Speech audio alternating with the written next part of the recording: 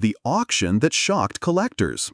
In June 2025, excitement peaked when a single 4-foot-tall mint green Labubu doll fetched a staggering $170,000 at an auction in Beijing. Another 5-foot variant sold for over $130,000. All 48 Labubu dolls sold out, generating more than $518,000 in total revenue. This wasn't a fluke, it was emblematic of how Labubu had become more than a toy. Suddenly, these creatures were recognized as high-value designer collectibles, commanding prices that rivaled luxury art pieces and rare memorabilia. A $30,000 heist focused on plush monsters. Just weeks ago, in La Puente, California, masked thieves broke into a store around 1:30 a.m., making off with $30,000 worth of Labubu dolls, and nothing else. The dolls were clearly the target. Security footage confirmed it wasn't an opportunistic burglary, but rather a calculated strike driven by the toy's collectible and now criminal value. Border seizure, $500,000 of knockoffs. Meanwhile, at Seattle-Tacoma International Airport, U.S. Customs and Border Protection intercepted some 11,000 counterfeit Labubu Labubu dolls, valued at over $500,000, disguised under the label LED bulb. These fakes, often made with bright but inaccurate features, not only infringed on intellectual property rights, they represented safety hazards due to poor construction and materials. UK and U.S. authorities warn of unsafe counterfeits.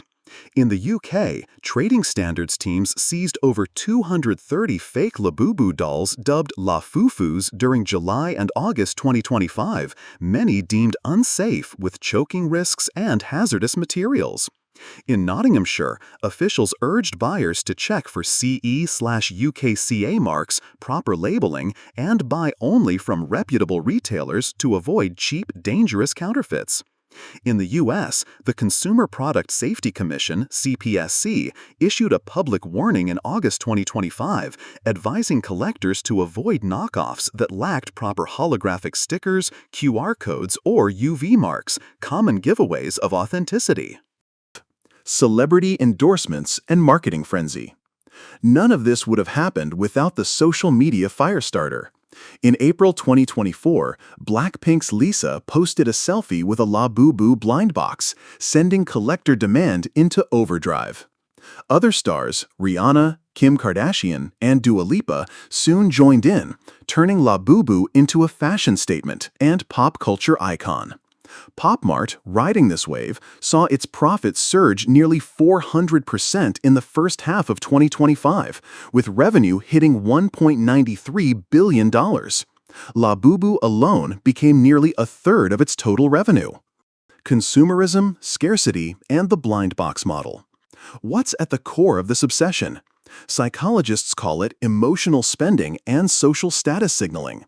Labubu's blind box mechanism and limited editions fuel scarcity and collectability, making it not just a toy but a story people want to own. Arabian Business and similar outlets describe it as a perfect storm. Emotional ROI behavior, social media amplification, and musicians' fashion insider traction, all making Labubu a cultural and economic phenomenon.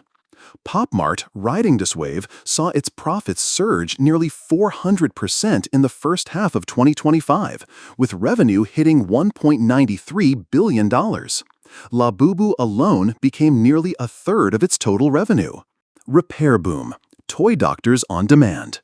With so much value in these plush toys, repairing damaged Labubus became a booming service. In Shanghai, a toy repair specialist, nicknamed Heartman, fixed 100 Labubus in 1 month, eventually expanding operations to handle the demand. Repairs cost around 10% of the original toy's price. Spiritual backlash in Pakistan. While many embraced Labubu for fashion and nostalgia, voices like Pakistani actress Mishi Khan pushed back, labeling the doll ugly and spiritually risky.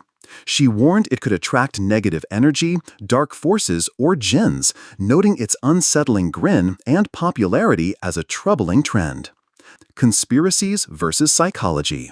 Internet conspiracy theory lovers took it further, linking Labubu to voodoo, demon Pazuzu, and cursed behavior. One viral video made wild claims, but experts and psychologists consistently dismiss these as baseless urban myths. Attachments to dolls, they explain, are normal transitional object behavior. There's no evidence of supernatural traits. Fan frustrations and quality concerns. Even among legitimate buyers, quality control has stirred frustration.